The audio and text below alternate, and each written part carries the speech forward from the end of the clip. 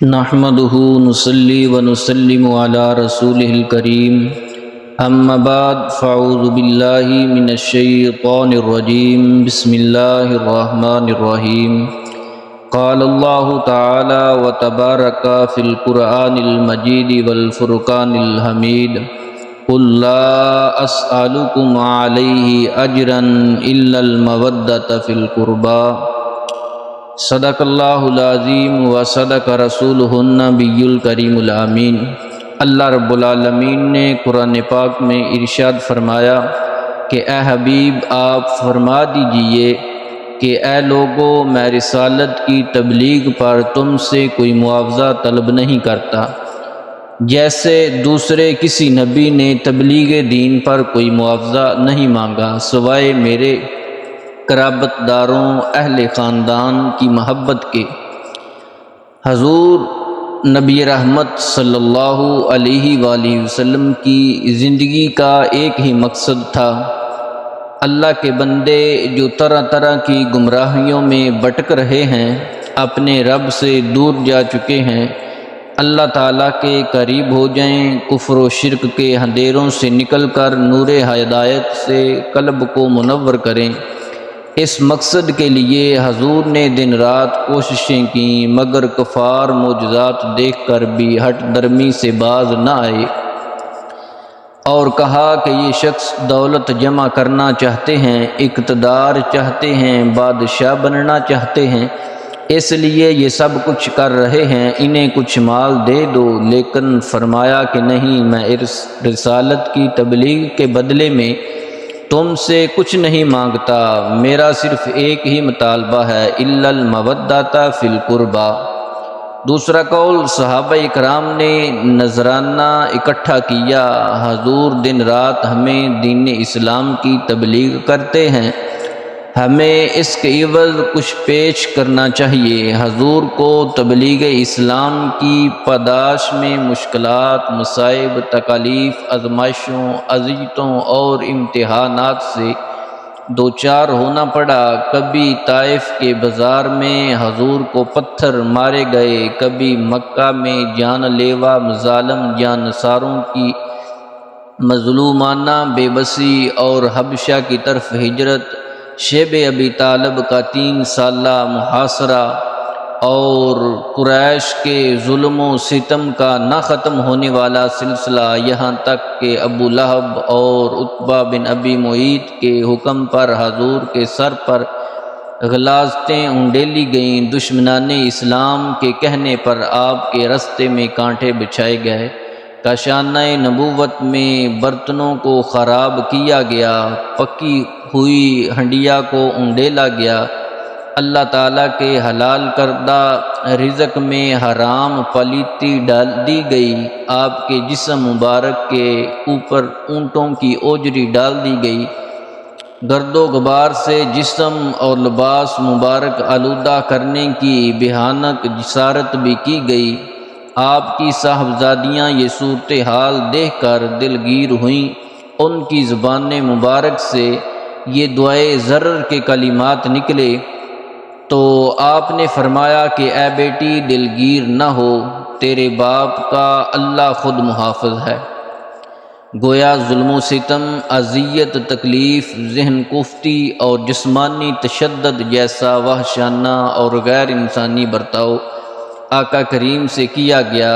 صحابہ نے حضور کے ظلم و ستم پر دیکھے، جب دن رات دین کی اشاعت کے لیے محنت کرتے دیکھا، حضور کا ذریعہ معاش بھی بظاہر کوئی نہیں۔ صحابہ نے کچھ مال جمع کر کے حضرت عباس کو دیا، حضور کی خدمت میں پیش کیا جائے۔ جب حضور کو پیش کرنے لگے تو ادھر سے جبریل امین بھی تشریف لے آئے، رب کا حکم پڑھ کر سنایا، قُل لَا أَسْأَلُكُمْ عَلَيْهِ أَجْرًا إِلَّا الْمَوَدَّةَ فِي الْقُرْبَى۔ حضور اپنی قرابت اور اپنی اہل بیت کی محبت کو ہمارے اوپر فرض واجب قرار دیتے ہیں، یہ وجوب حکم الہی سے ثابت ہے۔ سوال پیدا ہوتا ہے، حضور نے تبلیغ رسالت کے ذریعے ہم پر جو احسانات فرمائے، اس پر ہم میں سے کوئی اجر طلب نہیں فرمایا، سوائے اس کے کہ آپ کی اہل بیت اور قرابت سے محبت کریں، کیا یہ حب اہل بیت کا مطالبہ طلب اجرت نہیں؟ اس کا جواب علماء اس طرح ارشاد فرماتے ہیں کہ یہ امر بھی پیش نظر رہے کہ آپ نے قرابت سے محبت کا جو حکم دیا، یہ اجر بھی آقا کریم بدلہ کے طور پر اپنے لیے طلب نہیں فرما رہے، بلکہ یہ بھی ہمارے بھلے کے لیے ہے۔ اس سے ہمیں ایمان و ہدایت کا راستہ بتا رہے ہیں، ہمارے ایمان کو جلا بخش رہے ہیں۔ اہل بیت و قرابت کی محبت کے ذریعے ہمارے ایمان کی حفاظت فرما رہے ہیں۔ گویا آپ اس فرمان کے ذریعے ہماری ہی بھلائی کی راہ تجوید فرما رہے ہیں۔ ہر تفسیر، ہر مفسر، امام قرطبی، امام بغوی، الغرض جملہ محدثین و ائمہ اکرام نے کتب حدیث سے بے حساب تائیدات، ائمہ تفسیر کی تصریحات اس معنی پر ملتی ہیں جس سے اس معنی پر کوئی شک و شبہ نہیں رہ جاتا کہ یہ مطالبہ بھی امت کی بھلائی کے لیے ہے۔ حضور کی اہل بیت سے محبت یہ امت کی ضرورت ہے، اور اہل بیت کی محبت امت کے لیے محبت الہی، محبت رسول کا ذریعہ ہے، اور اہل بیت اطہار کی محبت اہل ایمان کے لیے لازم ہونا کتاب و سنت سے ثابت ہے۔ اور اب سوال پیدا ہوتا ہے کہ اہل بیت کون لوگ ہیں؟ اہل بیت کے معنی کیا ہیں؟ گھر والے اہل سنت کے نزدیک اہل بیت سے مراد نبی پاک صلی اللہ علیہ وآلہ وسلم کے وہ تمام اہل خانہ ہیں جن پر زکوٰۃ و صدقات حرام ہیں۔ ان میں آپ کی اولاد حضرت زینب، حضرت رقیہ، حضرت ام کلثوم، حضرت فاطمہ، آپ کے نواسے نواسیاں، آپ کے چچے حضرت حمزہ، حضرت عباس، آپ کی پھپھو حضرت صفیہ، آپ کی ازواج مطہرات اور بنو ہاشم کے سارے مسلمان مرد و عورت شامل ہیں۔ اس طرح اہل بیت کی 3 اقسام ہو گئیں: بیت نسبی، بیت سکنہ، بیت ولادت۔ بنو ہاشم یعنی عبد المطلب کی اولاد کو نسب کے اعتبار سے حضور کا اہل بیت نسبی کہا جائے گا، ازواج مطہرات کو اہل سکنہ، اہل خانہ کہا جائے گا، آپ کی اولاد کو اہل بیت ولادت کہا جائے گا۔ اور اہل بیت سے محبت کرنا اور ان کے ساتھ پیار کرنا حضور نبی کریم صلی اللہ علیہ وآلہ وسلم کا دیا ہوا سبق ہے۔ حضور کی اہل بیت ولادت، ان میں حضرت علی، حضرت فاطمہ، امام حسن، امام حسین کی ازواج مقدسہ شامل ہیں۔ ان کی نبی پاک صلی اللہ علیہ وآلہ وسلم سے جو خاص قرب اور تعلق تھا، اس کے فضائل و مناقب جس کثرت سے ذخائر احادیث میں وارد ہوئے، اس بنا پر ان 4 ہستیوں کو اہل بیت میں خصوصی امتیاز درجہ حاصل ہے۔ اہل بیت اطہار کی شان بیان کرتے ہوئے امام احمد رضا فاضل بریلوی مجدد دین و ملت لکھتے ہیں: کیا بات رضا اس چمنستان کرم کی، زہرا ہے کلی جس میں حسین و حسن پھول۔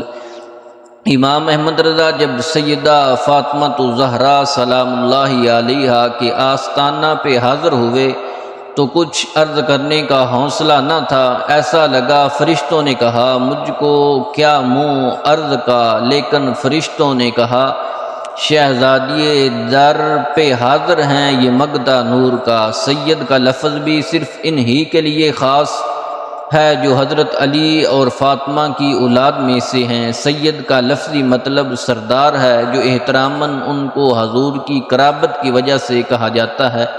حضرت ابن عباس رضی اللہ عنہ فرماتے ہیں کہ یہ آیت کریمہ قُل لا اسألکم علیہ اجرا الا المودۃ فی القربى، یہ آیت کریمہ جب نازل ہوئی تو صحابہ اکرام نے عرض کیا یا رسول اللہ صلی اللہ علیہ وآلہ وسلم ومن قرابتک ہؤلاء الذین وجبت علینا مودتہم، یا رسول اللہ صلی اللہ علیہ وآلہ وسلم اہل قرابت سے کون لوگ مراد ہیں جن کی محبت ہم پر واجب کی گئی ہے؟ آقا کریم صلی اللہ علیہ وآلہ وسلم نے ارشاد فرمایا، علی و فاطمۃ وابناہما، علی، فاطمہ اور ان کے دونوں شہزادے، ان کی محبت تم پر واجب کر دی گئی ہے۔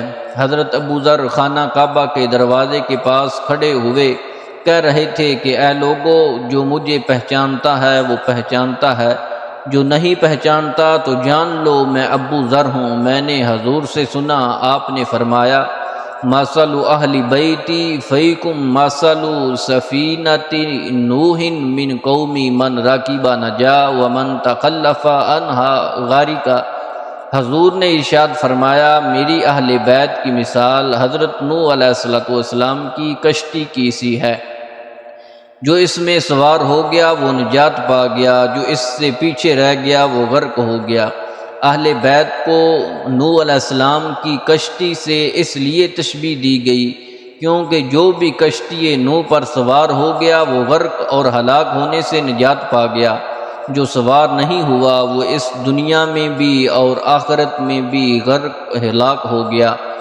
اور حضور رسالت مآب صلی اللہ علیہ وآلہ وسلم نے ارشاد فرمایا کہ النجوم امان لأہل الارض من الغرق واہل بیتی امان لامتی من الاختلاف فاذا خالفتها قبیلۃ اختلفوا فصاروا حزب ابلیس۔ ستارے اہل زمین کو غرق ہونے سے بچانے والے ہیں، اور میری اہل بیت میری امت کو اختلاف سے بچانے والے ہیں۔ جب کوئی قبیلہ ان کی مخالفت کرتا ہے تو اس میں اختلاف پڑ جاتا ہے، یہاں تک کہ وہ شیطان کی جماعت میں ہو جاتا ہے۔ اللہ رب العالمین تمہیں جو نعمتیں، حضور نے ارشاد فرمایا کہ اللہ رب العالمین جو تمہیں نعمتیں کھلاتا ہے ان کی وجہ سے اللہ سے محبت کرو، اللہ کی محبت کی وجہ سے مجھ سے محبت کرو، میری محبت کی وجہ سے میری اہل بیت سے محبت کرو۔ آقا کریم نے حجۃ الوداع سے جب واپس تشریف لا رہے تھے، خم نامی ایک چشمے پر آقا کریم نے فرمایا، عرفہ کے میدان میں یہ آیت کریمہ نازل ہو چکی تھی، الیوم اکملت لکم دینکم واتممت علیکم نعمتی ورضیت لکم الاسلام دینا۔ دین اسلام کی تکمیل ہو چکی تھی۔ حضور کو محسوس ہوا کہ وقت آخر قریب ہے، اس لیے صحابہ کرام کے اس عظیم اجتماع کو غنیمت سمجھتے ہوئے انہیں چند نصیحتی کلمات سے نوازا، اور ان میں دو اہم باتیں یہ تھیں۔ فرمایا کہ لوگو انا تارکم فیکم ثقلین، میں تمہارے درمیان دو بھاری چیزیں چھوڑ رہا ہوں۔ ان میں پہلی چیز کتاب اللہ ہے جس میں ہدایت اور روشنی ہے، اس لیے تم اللہ کی کتاب کو مضبوطی سے تھام لو۔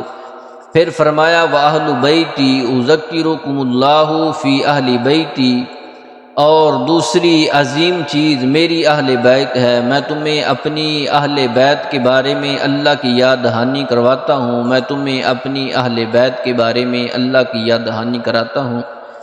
اور قرآن پاک میں فرمایا اللہ رب العالمین نے فَإِذَا نُفِخَ فِي الصُّورِ، کہ جب سور پھونکا جائے گا اس دن نہ آپس کے رشتے رہیں گے، نہ آپس کی پوچھ گیچھ، آپس کے تعلق رہیں گے، لیکن آقا کریم صلی اللہ علیہ وآلہ وسلم نے ارشاد فرمایا کہ قیامت کے دن ہر واسطہ اور ہر نسبی تعلق ختم ہو جائے گا، البتہ میرا واسطہ اور میرا نسبی تعلق قائم رہے گا۔ اس لیے جب سارے رشتے ختم ہو جائیں گے، ماں باپ، بیوی، بچے، دوست بھی کام نہیں آئیں گے، یہی وہ رشتہ ہوگا جو کام آئے گا۔ میری اور میری اہل بیت کی محبت 7 ہولناک مقامات پر خصوصی طور پر فائدہ دے گی۔ پہلے نمبر پر جب فرمایا کہ وفات کے وقت اور قبر میں، اور جب لوگ قبروں سے اٹھائے جائیں گے، اور جب نامہ اعمال دیا جائے گا، اور جب بندے سے حساب لیا جائے گا، اور جب اعمال تولے جائیں گے، اور جب لوگ پل صراط سے گزر رہے ہوں گے۔ یہ امام جلال الدین سیوطی بیان فرما رہے ہیں کہ ان 7 مقامات پر حضور کی محبت لوگوں کو فائدہ دے گی۔ اگر لوگ حضور کی اہل بیت سے محبت کریں گے تو ان 7 مقامات پر اللہ رب العالمین ان کو کامیابیوں، کامرانیوں سے نوازے گا۔ حضور کی محبت کا انداز حضرت اسامہ بن زید رضی اللہ عنہ وہ بیان فرماتے ہیں کہ ایک رات میں نے اپنے کسی کام کے لیے آقا کریم صلی اللہ علیہ وآلہ وسلم کے دروازہ اقدس پہ حاضر ہوا۔ حضور باہر تشریف لائے تو اپنی چادر میں کسی چیز کو لپیٹے ہوئے تھے، مجھے معلوم نہ ہو سکا یہ کیا چیز ہے۔ جب میں نے اپنی ضرورت حاجت پوری کر لی تو پوچھا یا رسول اللہ آپ یہ کیا چیز لپیٹے ہوئے ہیں؟ فکاشفہ، آقا کریم صلی اللہ علیہ وآلہ وسلم نے چادر کو اٹھایا، فکاشفہ فاذا حسن و حسین، کہ جب حضور نے چادر کو اٹھایا تو میں نے دیکھا کہ امام حسن و حسین تھے جو آپ کے پہلو سے چپکے ہوئے تھے۔ پھر آپ نے فرمایا ھذان ابنانی، فرمایا یہ دونوں میرے بیٹے اور میرے نواسے ہیں، اے اللہ میں ان دونوں سے پیار کرتا ہوں، محبت کرتا ہوں، تو بھی ان سے محبت کر اور اس سے بھی محبت کر جو ان دونوں سے محبت کرے۔ جو حسن و حسین سے محبت کرے گا اس کے لیے دعائے خیر اللہ کے رسول نے خود فرمائی ہے، اللہ کے رسول سے بڑھ کر قبول کسی کی دعا نہیں ہوتی۔ آقا کریم صلی اللہ علیہ وآلہ وسلم کی دعا کو حاصل کرنے کے لیے لوگ حضور کی خدمت اقدس میں حاضر ہوا کرتے تھے اور آپ سے آ کے دعائیں کرایا کرتے تھے۔ اس لیے اگر آج ہم چاہتے ہیں اللہ رب العالمین ہمیں حضور کی دعا کا مستحق قرار دے تو ہمیں حضور کی اہل بیت سے پیار کرنا چاہیے۔ خلفائے راشدین کی بھی آل رسول سے بڑی محبت تھی۔ حضرت ابوبکر صدیق رضی اللہ عنہ وہ فرماتے ہیں کہ اس ذات کی قسم جس کے قبضہ قدرت میں میری جان ہے، میرے نزدیک اللہ رب العالمین کے پیارے محبوب کے اہل قرابت کے ساتھ حسن سلوک کرنا میرے اپنے اہل قرابت کے ساتھ حسن سلوک کرنے سے زیادہ بہتر ہے، زیادہ محبوب ہے۔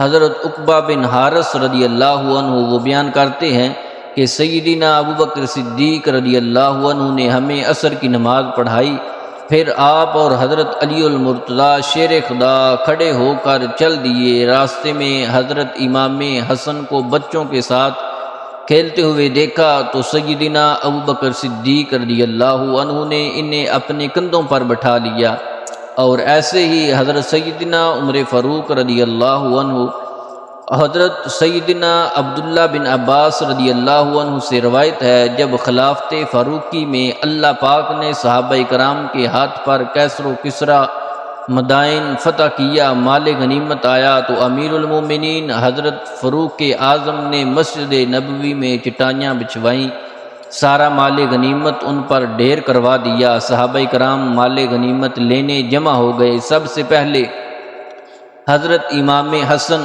رضی اللہ عنہ کھڑے ہوئے اور کہنے لگے امیر المومنین، اللہ پاک نے جو مسلمانوں کو مال عطا فرمایا ہے اس سے میرا حصہ مجھے عطا فرمائیں۔ آپ نے فرمایا کہ آپ کے لیے بڑی مقبولیت اور عزت ہے، ساتھ ہی آپ نے 1000 درہم انہیں عطا فرمائے۔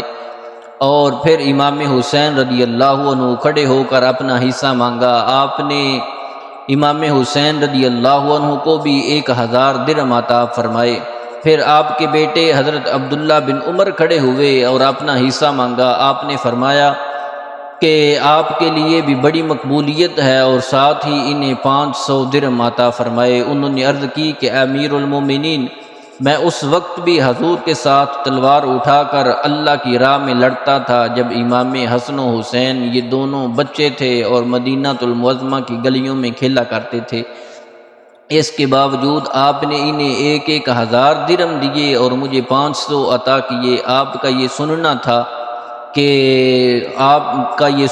تھا کہ اہل بیت کی محبت کا سمندر موجیں مارنے لگا، اور فرمایا اگر تم چاہتے ہو کہ میں تمہیں بھی ان کے برابر حصہ دوں تو جاؤ، پہلے تم حسنین کریمین کے باپ جیسا باپ لے کے آؤ، ان کی ماں جیسی ماں، ان کے نانا جیسا نانا، ان کی نانی جیسی نانی، ان کے چچا جیسا چچا، ان کے ماموں جیسا ماموں لاؤ، اور تم کبھی بھی نہیں لا سکتے، کیونکہ اللہ رب العالمین کے پیارے محبوب ایک موقع پہ حضرت عمر صحابہ کرام کے بیٹوں کو کپڑے عطا فرما رہے تھے، مگر ان میں کوئی ایسا کپڑا نہیں تھا جو حضرت حسن و حسین کی شان کے لائق ہو۔ آپ نے ان کے لیے یمن سے خصوصی لباس منگوا کر انہیں پہنایا، پھر فرمایا کہ اب میرا دل خوش ہوا ہے۔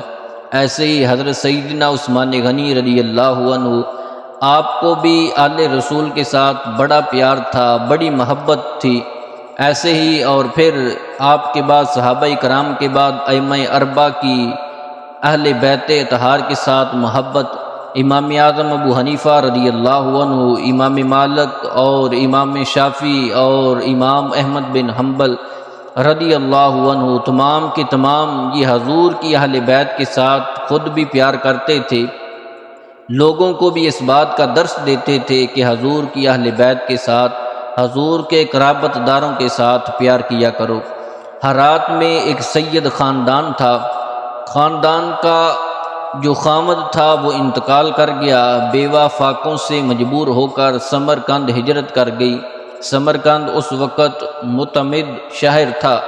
خاتون اپنی بچیوں سمیت سمرقند پہنچی، لوگوں سے پوچھا یہاں کوئی سخی ہے؟ معلوم ہوا شہر میں ایک مسلمان اور ایک مجوسی آتش پرست بہت سخی ہیں۔ انہوں نے سوچا کہ مسلمان کے پاس جاتی ہوں۔ جب وہ مسلمان کے پاس پہنچی اور اپنا معاملہ بتایا، میں آل رسول سے ہوں، میرا خامد فوت ہو گیا ہے، میں بہت مجبور ہو کر یہاں آئی ہوں۔ تو اس نے کہا کہ کوئی سند دکھاؤ، یہاں تو ہر کوئی کہتا ہے کہ میں سید ہوں، آل رسول سے ہوں۔ خاتون نے کہا میں بہت مشکلیں اٹھاتی یہاں تک پہنچی ہوں، مسافر ہوں، سند کہاں سے دکھاؤں؟ خاتون اس سے مایوس ہو کر آتش پرست مجوسی کے پاس گئی اور اسے کہا میں مسلمانوں کے رسول کی اولاد میں سے ہوں، مجھے کوئی ٹھکانہ چاہیے۔ آتش پرست نے اس سید زادی کو ٹھکانہ دے دیا۔ اسی رات مسلمان نے خواب میں دیکھا جنت کا ایک محل ہے اور اس کے دروازے پہ آقا کریم کھڑے ہیں۔ یہ پوچھتا ہے یا رسول اللہ یہ محل کس کا ہے؟ آپ نے فرمایا یہ ایک ایمان والے کا ہے۔ یہ کہتا ہے یا رسول اللہ میں بھی ایمان والا ہوں، مجھے عنایت ہو۔ فرمایا کہ ایمان والا ہے تو کوئی گواہ پیش کر، تیرے پاس ایمان کی کیا سند ہے؟ وہ کانپ گیا۔ آپ نے فرمایا میری بیٹی تجھ سے ٹھکانہ مانگنے آئی تھی، تو نے اس سے سند مانگی، اپنے سید ہونے کی سند پیش کر۔ جب اس مسلمان کی آنکھ کھلی تو بہت پریشان ہوا، نوکروں سے پوچھنے لگا کہ پتہ کرو وہ کل والی عورت کدھر گئی؟ انہوں نے جواب دیا وہ تو آتش پرست لے گیا۔ اس مسلمان نے سردی میں جوتے پہنے نہ کپڑے دیکھے دوڑ لگائی، اس کا دروازہ کھٹکھٹانے لگا، وہ باہر نکلا تو کہا میرے مہمان واپس کرو۔ آتش پرست بولا وہ تو میرے مہمان ہیں۔ مسلمان نے کہا میں تمہیں 300 دینار دیتا ہوں، مجھے میرے مہمان واپس کر دو۔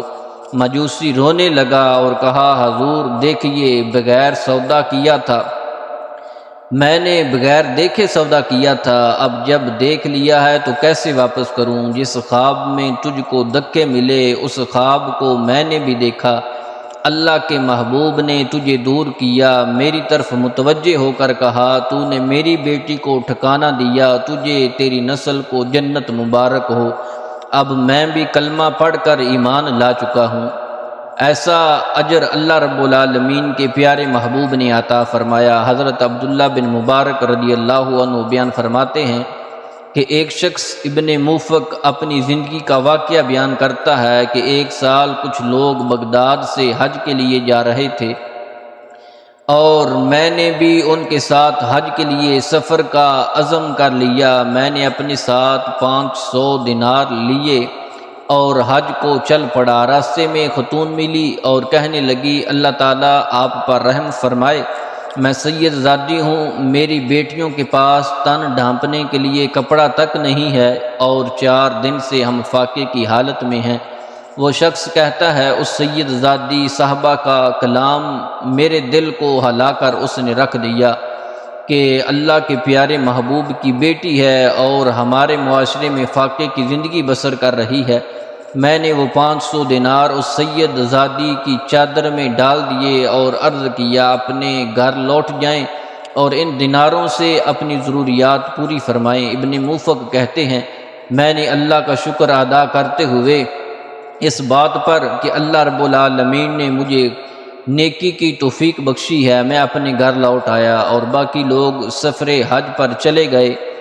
انہوں نے حج ادا کیا۔ جب واپس لوٹ کر آئے، میں نے حاجیوں کی واپسی کا سنا تو میں نے کہا چلیں حج سے آنے والے دوستوں سے ملاقات کر کے آتے ہیں۔ میں گھر سے نکلا، جس دوست سے بھی ملتا اور اس کو سلام کرتا کہتا اللہ تعالیٰ آپ کا حج قبول فرمائے، تو وہ مجھے کہتا اللہ تعالیٰ آپ کا حج بھی قبول فرمائے۔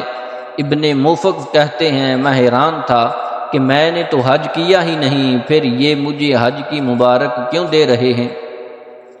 خیر سارا دن گزر گیا۔ جب رات ہوئی میں نے خواب میں حضور آقا کریم صلی اللہ علیہ وآلہ وسلم کا دیدار کیا اور آپ نے مجھ سے فرمایا اے ابن موفق تو اس بات پر تعجب نہ کر کہ لوگ تجھے حج کی مبارکباد دیتے ہیں جب تو نے میری بیٹی یعنی ایک سیدہ کی مدد کی اور اسے فکر معاش سے بے نیاز کیا، تو میں نے اللہ تعالیٰ سے تیرے لیے دعا کی۔ اللہ تعالیٰ نے تیری صورت کا ایک فرشتہ پیدا فرما دیا، وہ فرشتہ ہر سال تیری طرف سے حج کرتا رہے گا، تو چاہے حج کرے یا نہ کرے، اللہ رب العالمین تجھے حج کا ثواب عطا فرماتا رہے گا۔ یہ اجر ہے اور بدلہ ہے اس کا جو شخص اللہ رب العالمین کے پیارے محبوب کی آل کے ساتھ آپ کے قرابت والے لوگوں کے ساتھ پیار کرتا ہے، اس کا اجر حضور خود بھی عطا فرماتے ہیں اور اللہ رب العالمین بھی اس کا اجر عطا فرماتا ہے۔ اللہ رب العالمین ہمیں بھی حضور کی اہل بیت کی آپ کے قرابت داروں کی سچی کامل اکمل محبت عطا فرمائے۔